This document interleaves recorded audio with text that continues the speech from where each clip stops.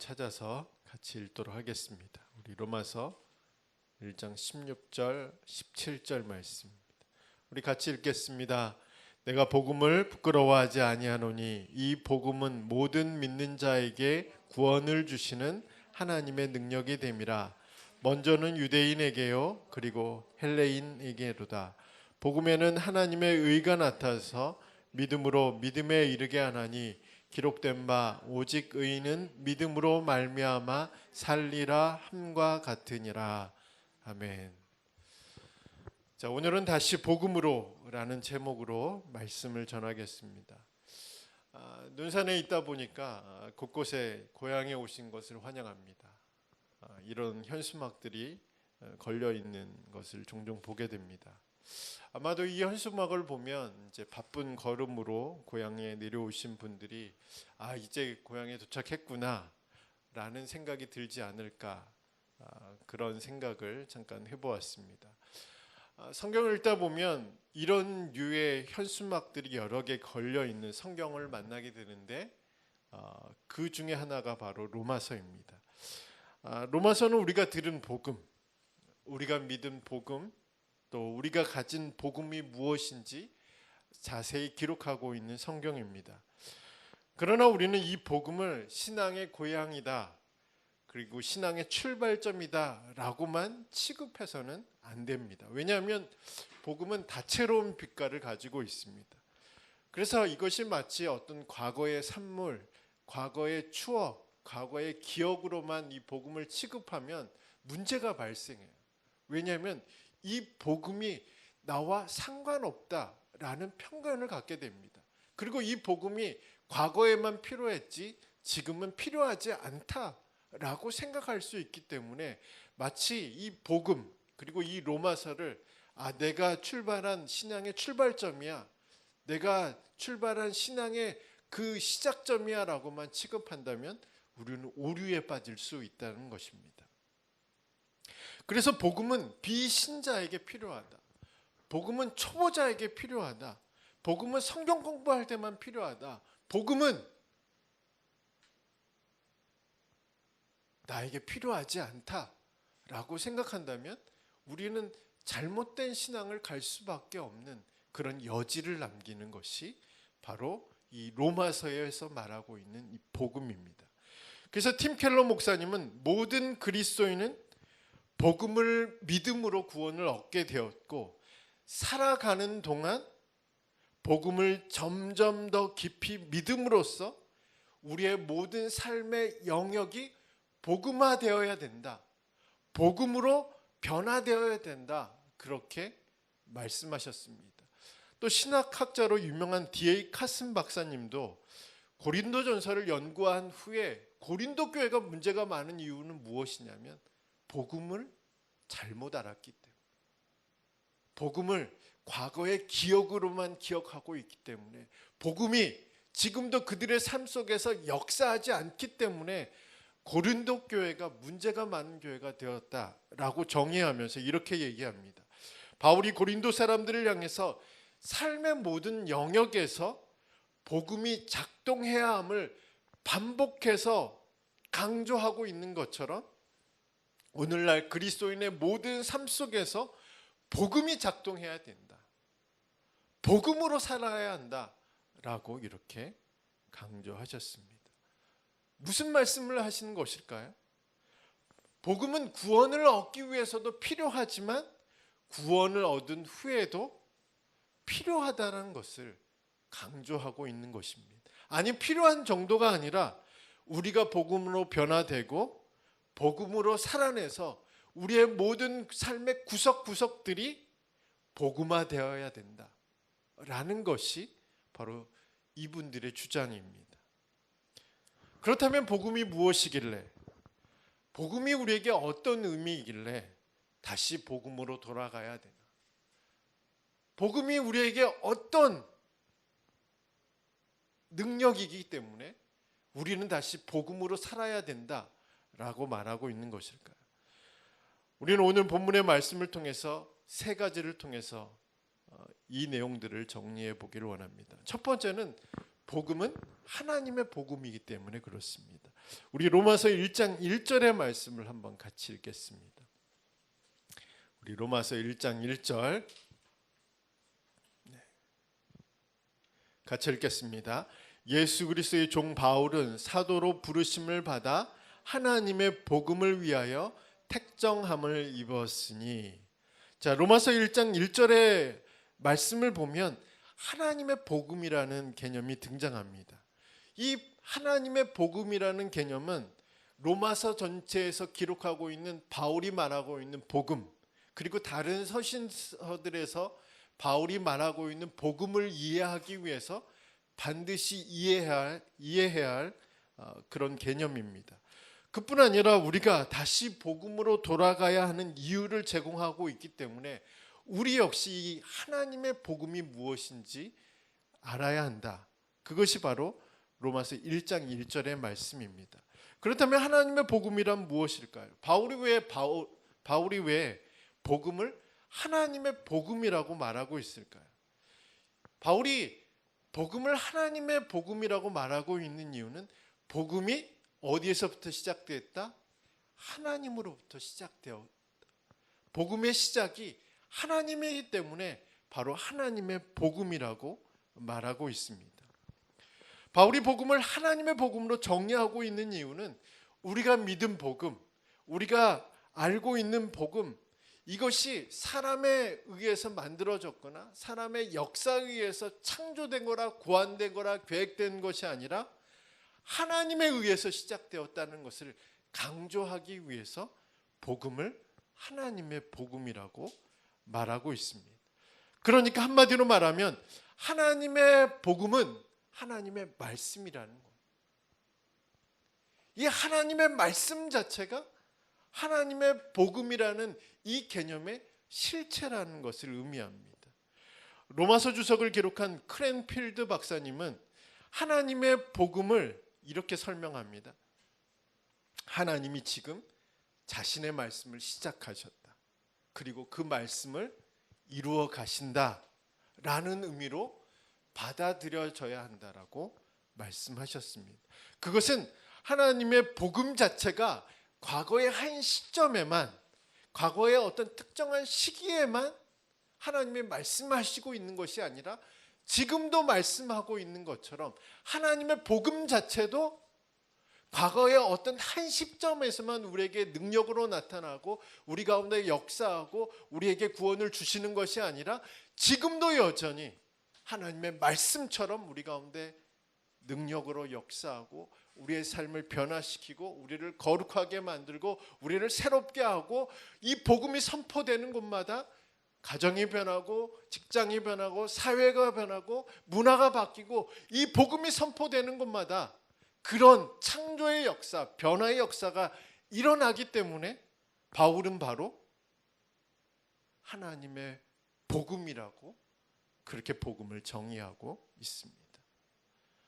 그렇다면 하나님의 복음은 바로 하나님의 말씀을 가리킨다고 말씀드렸는데 하나님의 말씀은 과연 우리에게 어떻게 드려질까요? 히브리서 1장 2절의 말씀을 보면 이 모든 날 마지막 날에 예수 그리스도를 통해서 우리에게 말씀하신다라고 말하고 있습니다. 다시 말해서 예수님을 통해서 선포되는 하나님의 말씀 자체가 하나님의 복음이라는 겁니다. 그리고 예수님을 통해서 이루어진 모든 것이 바로 바울이 말한 복음, 그리고 하나님의 복음이라고 바울은 말하고 있습니다. 그러므로 예수 그리스도를 통해서 듣게 되는 것, 예수 그리스도를 통해서 알게 되는 것, 예수 그리스도를 통해서 믿게 되는 것이 바로 우리에게 복음이다. 하나님의 복음이다. 라고 그렇게 바울은 정의하고 있습니다. 그러므로 우리는 이 복음을 이야기할 때 반드시 이것은 하나님으로부터 시작되었다. 하나님으로부터 시작된 것은 하나님의 말씀인데 그 말씀이 곧 우리에게 복음이라는 것을 우리는 기억할 필요가 있습니다. 이 하나님의 복음이라는 의미에는 또 다른 의미가 있는데 어떤 의미가 있냐면 하나님으로부터 시작되지 않는 것은 복음이 아니라는 거죠. 세상엔 여러 가지 복음들이 있겠죠. 우리를 기쁘게 하는 소식들이 있습니다. 우리를 즐겁게 하는 소식들이 있습니다. 우리를 행복하게 만드는 소식들이 있습니다. 그러나 그것은 참 복음이 아니라는 것을 의미합니다. 우리는 어쩔 때는 그런 기쁨들이 있잖아요. 이것이 나에게 행복을 줄 것 같고, 이것이 나에게 기쁨을 줄 것 같고, 이것이 나를 자랑스럽게 만들 것 같고, 이것으로 나는 즐거움을 누릴 것 같지만 그것이 오히려 우리에게 고통을 주기도 하고, 우리에게 슬픔을 주기도 하고, 우리에게 눈물을 나게 만드는 그런 일들이 있습니다. 인생지사 세웅지마라고 어떤 것이 우리에게 참 복음인지 모르는 것이 우리의 인생입니다. 그러나 바울은 복음, 여러분에게 들려진 이 복음, 우리가 알고 우리가 믿고 우리가 가진 이 복음은 상황에 따라, 환경에 따라, 사람에 따라 바뀌는 그 복음이 아니라 하나님으로부터 시작된 복음이라는, 변하지 않는다는 겁니다. 어제는 복음이었다가 오늘은 복음이 아닌 것이 아니라는 의미죠. 어제도 복음이었던 것이 오늘도 복음이고 내일도 복음이라는 것이 하나님의 복음이라는 개념입니다. 이 개념으로 정리하면 하나님의 말씀이 또한 그런 의미지 않습니다. 하나님의 말씀은 영원히 변하지 않습니다. 하나님의 말씀은 영원한 생수가 되는 말씀입니다. 이 말씀을 우리가 가지고 있으면 어떻게 될까요? 과거에는 슬펐다가 현재에는 기뻤다가 미래에는 탄식하는 복음이 그 복음이 아니지 않습니다. 하나님의 말씀도 동일하지 않습니다. 과거에는 좋았어요. 현재에는 슬퍼요. 미래에는 알 수 없어요. 이것이 하나님의 말씀이 아니지 않습니다. 하나님의 말씀은 어제도 우리에게 복음이고 오늘도 우리에게 복음이고 내일도 우리에게 복음입니다. 과거 어떤 시점에서만 복음이 아니라 지금도 여전히 우리에게 복음이 하나님의 말씀이고 이것이 곧 하나님의 복음이라는 것이 바로 바울의 주장입니다. 이 복음을 우리가 가지고 있음을 기억해요. 세상이 가진 복음은, 세상이 말하는 복음은 언제 언제 변화될 수밖에 없습니다. 언젠가는 반드시 변화되고 말겠죠. 그러나 바울이 말한 복음은 변하지 않는, 영원하다는 것을, 과거에만 작동하는 복음이 아니라 현재에도 작동하고 미래에도 여전히 동일한 능력과 동일한 힘을 가지고 우리의 인생, 우리의 영생, 우리의 생명을 주는 것이 바로 하나님으로부터 시작된 복음이기 때문에 바울은 이 복음을 하나님의 복음이라고 말하고 있습니다. 이 복음을 경험하는 저와 여러분이 되길 간절히 소망합니다. 이 복음으로 살아가는 저와 여러분이 되기를 주님의 이름으로 축복합니다. 자, 두 번째, 우리가 다시 복음으로 돌아가야 하는 이유는 무엇이냐면 복음이 곧 하나님의 능력이기 때문에 그렇습니다. 우리 16절의 말씀을 다시 한번 읽어보겠습니다. 우리 16절입니다. 내가 복음을 부끄러워하지 아니하노니 이 복음은 모든 믿는 자에게 구원을 주시는 하나님의 능력이 됨이라. 먼저는 유대인에게요 그리고 헬라인에게로다. 아멘. 우리가 16절의 말씀을 자세히 살펴보면 복음을 부끄러워하는 사람들, 그리고 복음이 부끄러워지는 상황과 환경이 있다는 사실들을 우리가 16절의 말씀을 통해서 알 수 있습니다. 왜 복음을 부끄러워할까? 복음은 하나님의 복음인데 하나님으로부터 시작되는 영원히 변화되지 않는, 변질되지 않는 것이 복음인데 16절의 말씀을 보면 이 복음을 부끄러워하는 사람들이 있었구나. 이 복음을 부끄러워지는 그런 상황과 환경이 있었구나라는 사실들을 알게 됩니다. 로마서를 기록할 당시에 각각의 민족들마다 자랑스러워하는 것들이 좀 달랐습니다. 어떤 민족들은 지혜를 자랑하고 자신들의 문화를 자랑하고 자신들이 가진 율법을 자랑하고 또 자신들이 가진 군대와 황제를 자랑하는 것이 민족들마다 있었습니다. 그런데 공통적으로 부끄러워하는 것은 있었습니다. 그러니까 자랑하는 것은 각각 달랐는데 공통적으로 부끄러워하는 것, 그것은 바로 십자가에서 죽는 것을 부끄러워했습니다. 그리고 가장 어리석은 것으로 취급받았던 것은 무엇이냐면 지혜나 이성으로 납득되지 않는 것을 믿는 사람들을 부끄러워했습니다. 그래서 그 당시에 복음을 믿는다는 것은 좋은 일이었지만 한편으로는 수치스럽고 미련하고 어리석은 사람으로 취급받았습니다. 최근에 연예계에서 이슈가 되고 있는 것 중에 하나가 윤은혜 씨의 간증입니다. 연예인들이 자신의 신앙을 고백하고 간증한다는 것이 무엇이 문제인지는 모르겠지만 세간에는 윤은혜 씨의 간증 영상, 특별히 기도 영상을 보면서 많은 이야기들이 쏟아지고 있습니다. 뭐 좋은 얘기도 있죠. 그 사람의 신앙인데 어떠냐. 연예인이라 할지라도 그 사람이 가진 믿음, 또 그 사람이 가진 신앙을 고백하고 또 기도하는 건데 어떤 문제가 있느냐, 이런 사람들이 있는가 하면, 또 어떤 사람들은 그 기도 영상이나 간증 영상을 보고 더 이상 뭐 기독교에 있는 사람들과 상종하지 않겠다, 그리스도인들을 만나지 않겠다, 교회에 가지 않겠다, 뭐 이런 쪽으로 극단적으로 그렇게 반응하는 사람들이 있습니다. 그런 기사 내용들을 보면서 물론 우리 역시도 복음이 날마다 자랑스럽고 날마다 내세우고 싶고 날마다 사람들에게 말하고 싶고 뭐 그런 단계는 아니잖아요, 그렇죠? 근데 조금만 더 가면 이렇게 될 수 있겠구나. 이제 복음을 말한다는 것 자체가 부끄러워지는, 복음을 믿고 있는 것 자체가 어리석게 보이는 그런 시대가 오겠구나. 그래서 복음이 개인적인 신앙 영역 안에서, 그리고 교회는 개토화, 강제로 격리된 어떤 집단과 같이 취급받겠구나 라는 생각이 들었습니다. 목회데이터 연구소의 조사에 따르면 3030 기독교인들을 대상으로 설문조사를 했는데 10명 중에 4명이 신앙의 회의감을 가지고 있다. 그리고 3명 중에 1명은 현장 예배를 드리고 있지 않다. 기독교인들을 대상으로 조사한 겁니다.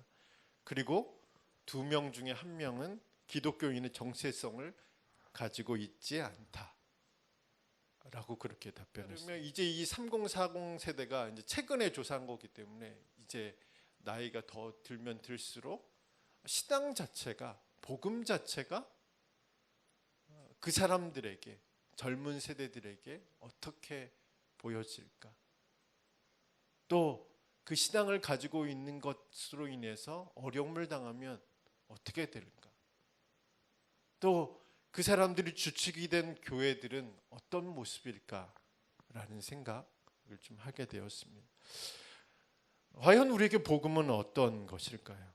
개인적인 영역 안에서만, 그리고 교회라는 한정된 영역 안에서만 힘을 발휘할 수 있는 것일까요?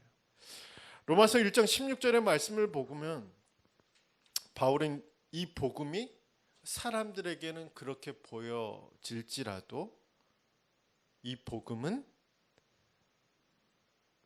믿는 자에게 구원을 주시는 하나님의 능력이라고 그렇게 말하고 있습니다. 바울의 이 기록은 복음이 단순히 비그리스도인이 그리스도인으로 넘어가는 어떤 그런 단계를 말하는 것이 아닙니다. 초신자들이 교회에 등록하거나 아니면 기신자들이 다른 교회로 옮겼을 때 새가족 공부를 하잖아요.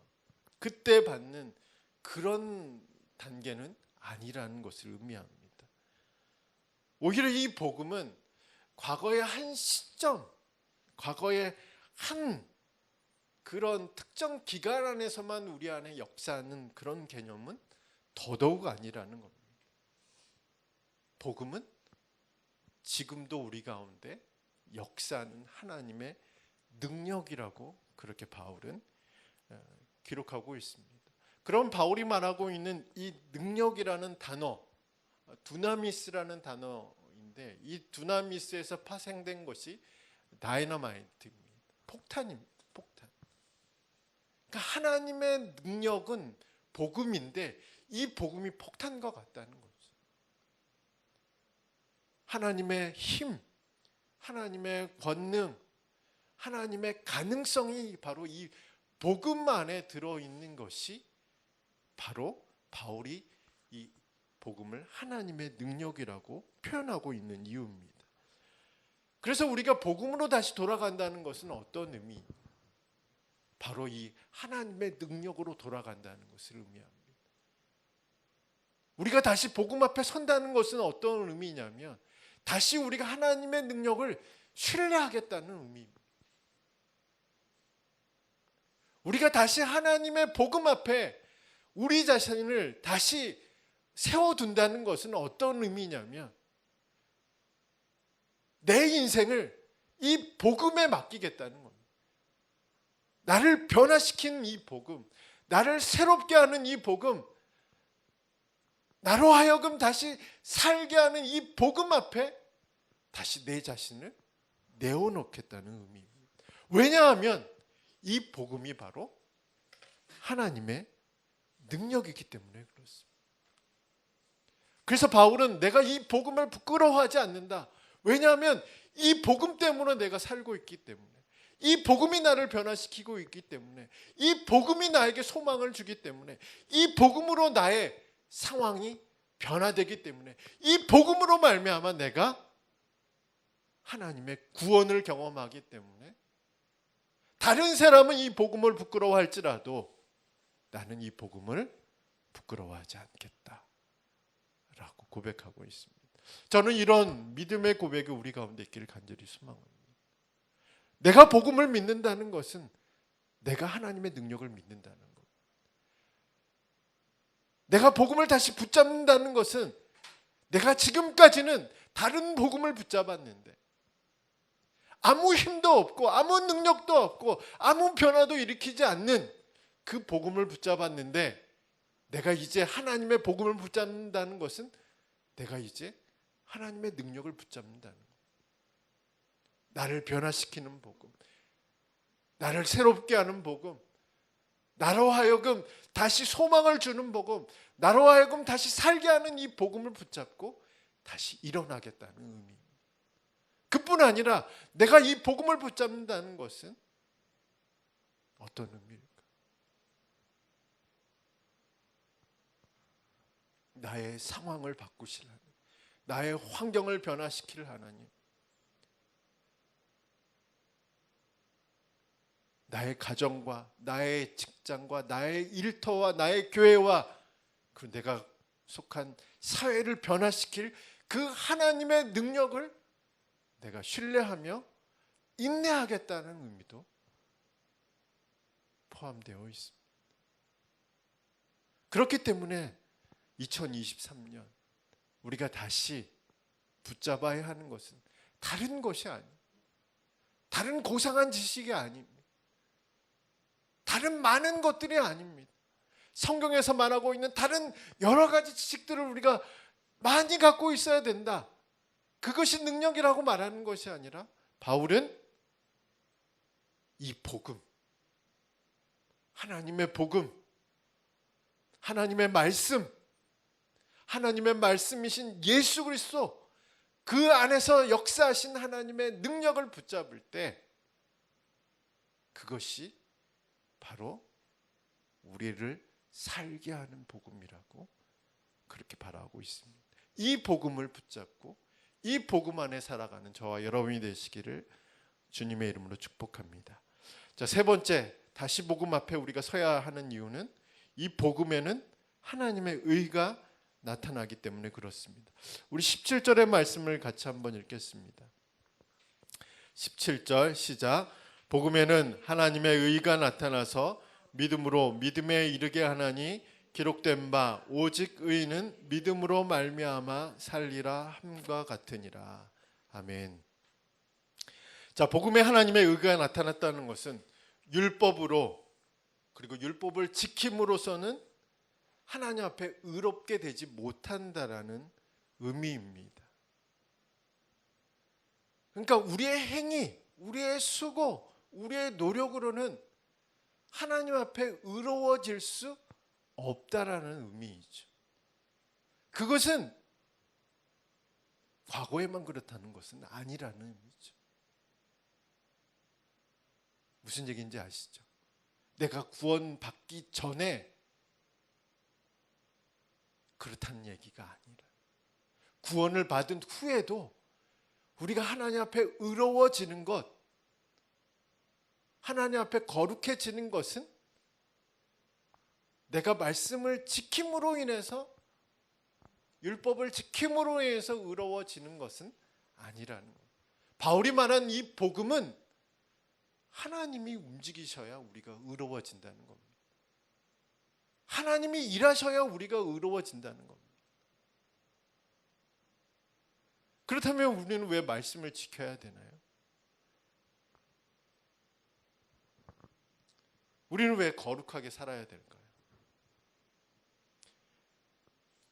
그 이유는 우리가 복음으로 의로운 사람이 되었기 때문에 그렇습니다. 복음으로 하나님의 의를 경험했기 때문에 우리는 하나님의 말씀을 지키고 하나님이 원하시는 거룩한 행동을 하며 살아가는 것입니다. 그것은 본능과 같습니다. 하나님의 의를 경험한 사람, 복음을 경험한 사람은 자연스럽게 따라오는 것이 바로 이 영적인 본능이죠. 하나님의 말씀대로 살고 싶어하는 본능, 하나님의 말씀이 가르치고 있는, 그리고 가리키고 있는 바를 향해서 거룩한 삶을 영위하고 싶어하는 이 영적인 본능을 가진 사람이 바로 하나님의 의를 경험한 사람. 그렇기 때문에 우리는 이 말씀 때문에 의로워지는 것이 아니라 하나님이 이 복음 안에서 하나님의 의를 위해서 일하고 있기 때문에 우리는 바로 의로워진다, 거룩해진다는 사실들을 우리는 잊지 않는 시간이 되었으면 좋겠습니다. 17절 말씀을 더 살펴보면 우리가 한 가지 더 기억해야 하는 것이 있습니다. 하나님의 의, 제가 좀 전에 얘기했던 것처럼 하나님의 행동에서 비롯된다고 말씀드렸죠. 그러니까 복음에는 하나님의 의가 나타나는데 그것은 바로 하나님의 거룩한 행동이 이 복음 안에 있다는 의미입니다. 그러니까 복음 안에서 하나님이 일하신다는 거예요. 복음 안에서 하나님이 행동하신다는 겁니다. 복음을 통해서 하나님이 역사하신다는 겁니다. 어떻게 해요? 우리를 거룩하게 하신. 그러니까 우리가 어떤 것을 지키고 안 지키고가 문제가 아니라 우리가 복음을 믿었을 때 하나님은 이 복음을 통해서 우리를 거룩하게 만드시고 우리를 의롭게 만드신다. 그것이 바로 17절의 말씀에서 나오는 내용입니다.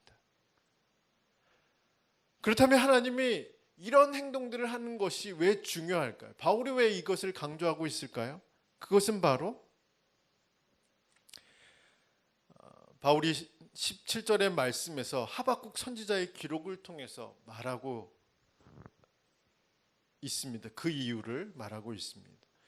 바울이 왜 하나님의 행위를 강조하고 있을까요? 하나님의 의를 강조하고 있는 이유는 뭐냐면 우리의 생명이 바로 하나님의 행동에 의해서 결정되기 때문에 그렇습니다. 우리의 삶 자체가 이 복음에 근거하고 있기 때문에 그렇습니다. 하나님이 역사하시기 때문에, 하나님이 일하시고 있기 때문에, 하나님의 행동하시기 때문에 지금 우리가 생명을 누리고 지금 우리가 여러 가지 상황 속에서도 소망을 갖고 살아가게 되고 지금 우리가 이렇게 살아갈 수 있기 때문에 그렇습니다. 그러니까 바울이 하박국 선지자의 오직 의인은 믿음으로 말미암아 살리라 이 말을 하고 있는 이유는 무엇이냐면 바로 이 복음이 우리를 살게 했다는 거죠. 근데 어떻게 살게 했냐면 이 복음 안에서 하나님이 일하시고 있기 때문에 우리가 살게 된 것이라고 말하고 있습니다.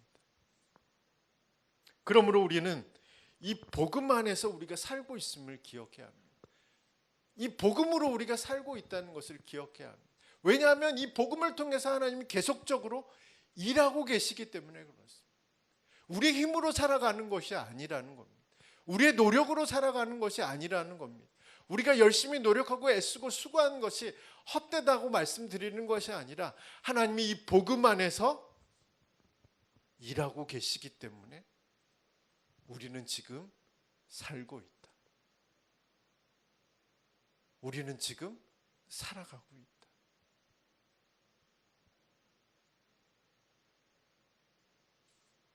그것이 바로 하나님의 행위에 대해서 바울이 강조하고 있는 이유입니다.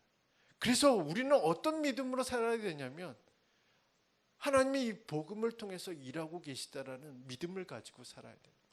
이것은 단순히 하나님이 우리를 거룩하게 만드는 행위, 그 행위만을 이야기하는 것이 아닙니다. 우리의 삶을 변화시키는 그 능력도 이 복음을 통해서 나타나기 때문에, 이 복음 안에서 역사하고 있기 때문에 우리는 이 복음을 믿는 믿음으로 살아야 한다. 그것이 바울의 결론입니다. 올 한 해 우리는 어떤 것을 가지고 살아야 될까요?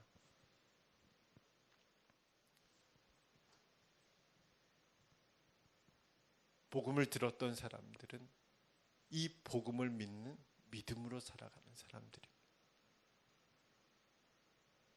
다른 것이 필요한 것이 아니라 이 복음의 능력, 이 복음 안에서 역사하시는 하나님의 행동이 우리에게 필요한 것입니다. 우리가 다시 복음 앞에 서야 하는 이유는 바로 이것 때문입니다. 하나님 복음을 통해서 일하신다는 겁니다. 복음을 통해서 행동하신다는 겁니다. 복음 안에서 우리를 거룩하게 하실 뿐만 아니라 복음 안에서 우리의 삶을 변화시키시고 우리의 환경을 변화시키시고 우리의 슬픔을 기쁨으로 바꾸시고 우리의 눈물을 감사로 바꾸시는 것이 바로 이 복음 안에서 가능한 일이기 때문에 우리는 다시 복음으로 돌아가야 합니다. 이번 한 주간 그리고 2023년도 우리에게 필요한 것은 무엇일까? 여러 가지 많이 있겠죠. 리스트를 뽑아보면 이것도 필요하고 이것도 필요하고 이것도 필요하고 또 리스트 중에 이런 리스트도 있겠죠. 해결돼야 되는 문제, 이것도 해결돼야 되고 저것도 해결돼야 되고 저것도 해결돼야 되고 또 리스트 중에 기도의 리스트도 있죠. 이것도 응답받아야 되고 저것도 응답받아야 되고 필요한 게 너무 많아요, 사실. 근데 바울은 오늘 우리에게 이렇게 얘기합니다. 한 가지면 충분하다는 것. 그것을 바울은 복음이라고 말합니다. 복음은 과거의 복음, 과거에 추억되는 어떤 것이 아니라 지금도 그것은 우리에게 복음이고 앞으로도 우리에게 복음이라고 바울은 우리에게 말하고 있습니다. 이번 한 주간 이 복음을 묵상하는 저와 여러분이 되길 간절히 소원합니다. 이 복음으로 우리가 살고 있음을 경험하는 한 주간이 되길 축복합니다. 우리 함께